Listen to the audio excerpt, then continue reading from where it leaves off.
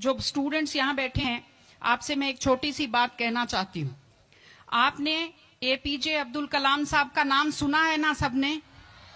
हाँ, कलाम साहब ने एक बात कही थी कि in the very old times the world was driven by the muscle power, after that it was driven by money power, and now it is being driven by the power of knowledge.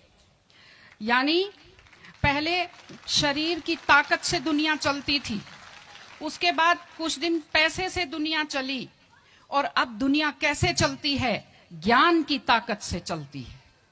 आज America और रूस, France क्यों हमसे आगे हैं?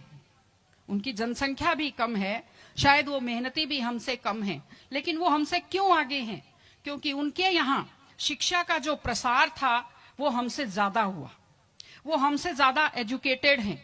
हम लोग प्राचीन काल में हमारे यहाँ बहुत अच्छी यूनिवर्सिटी थी, नालंदा यूनिवर्सिटी थी, तक्षशिला यूनिवर्सिटी थी, लेकिन जब मध्यकाल आया तो हमने अंधविश्वासों पर ज्यादा ध्यान दिया, और जो नॉलेज था साइंस का उस पर हमने कम ध्यान दिया, इसलिए हम विश्व में पिछड़ गए।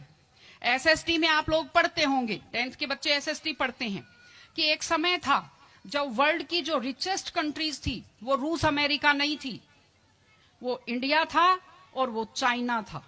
चीन और भारत विश्व के सबसे धनी देश थे, लेकिन हमने एजुकेशन पर ध्यान देना छोड़ा। उसका नतीजा ये निकला कि हम लोग गरीब हो गए, हम लोग पिछड़ गए, हम लोग कमजोर हो गए।